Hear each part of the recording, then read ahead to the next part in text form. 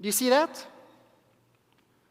The Septuagint Bible, 54, the Dead Sea Scroll, 45, the Vulgate, which is, I don't have it here, which is the Latin one, is 46. The Codex Alexandrinus, we'll talk about this, is 46.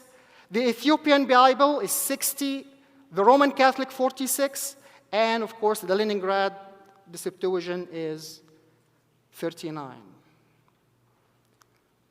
Look at what the Catholic Bible, this one, say in the preface.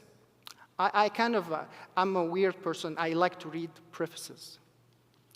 And it says, where the Old Testament translation supposes the received text, Hebrew, Aramaic, or Greek, as the case may be, ordinary, contain the best known edition as the original or the oldest extant form, no additional remarks are necessary where the translators have departed from the received text. Departed from the received text. The translator departed from the received text by following the Septuagint rather than the Masoratic. So they didn't follow the Masoratic text, which is the Hebrew.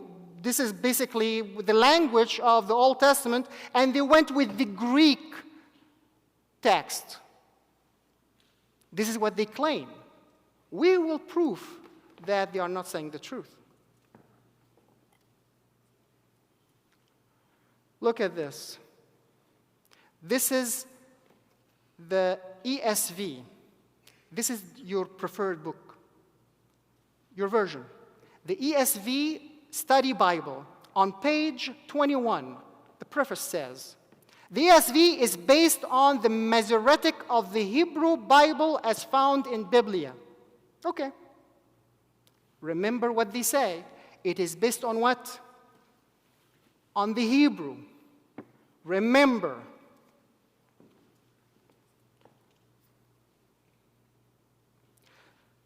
So the Catholic says Septuagint.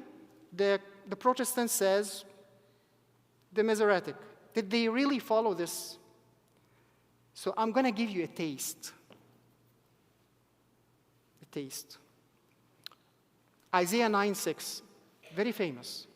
Very famous verse. What does it say? This is the ESV version. For to us a child is born. I'm still there? I'm sorry. For to us a child is born, to us a son is given, and the government shall be upon his shoulder, and his name shall be called Wonderful Counselor, Mighty God, Everlasting Father, Prince of Peace. And Christians take that verse and show it in face of every single Muslim and Jew. See? God says that he will have a son and his name will be a mighty God. Don't you have that? You do. But I want you to do this exercise. All of you have cell phones. Type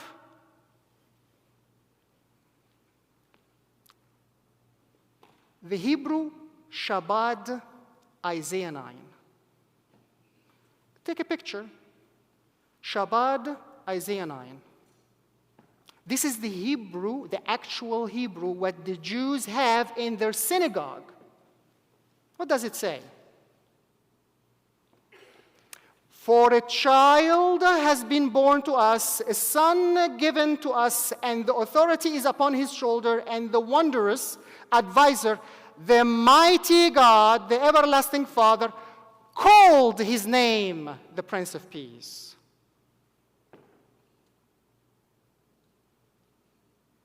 Oops. Are you following?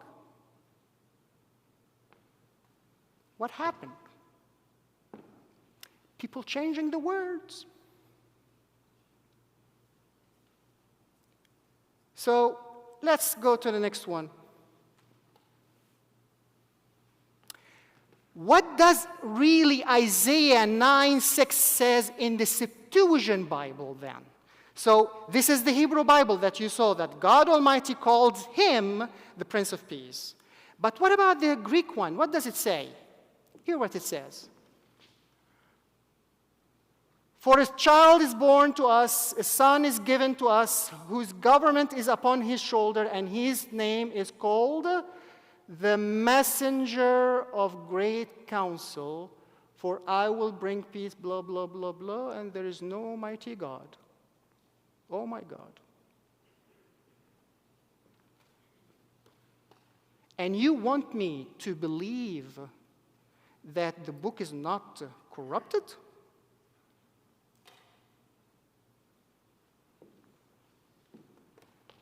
If you don't believe me, you can meet me at the end and you tell me, show me this in the Septuagint, I will show it to you.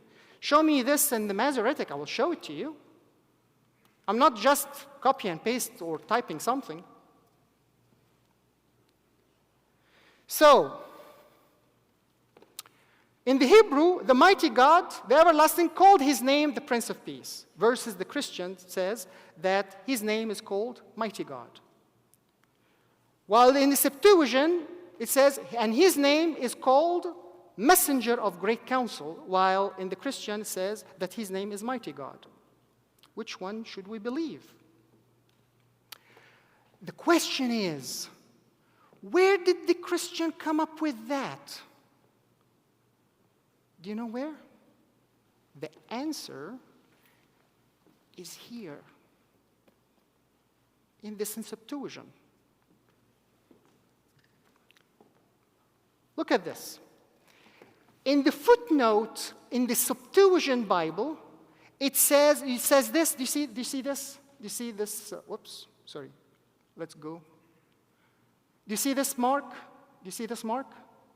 If I go back,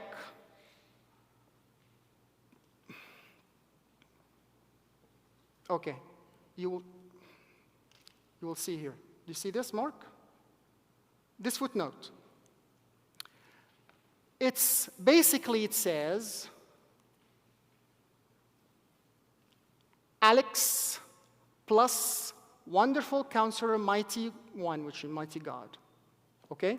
So what is Alex? So Alex for Alexandrian text. This is what Alex is for. Do you know what his Alexandrian text is? The Alexandrian text was written in the year 500. Christians are the one who wrote the Old Testament. Not the Jews. It's not coming from the Hebrew traditions. It is not coming from the Jewish tradition. No, it's Christians who are the one who wrote the Old Testament. From my country, unfortunately, from Egypt.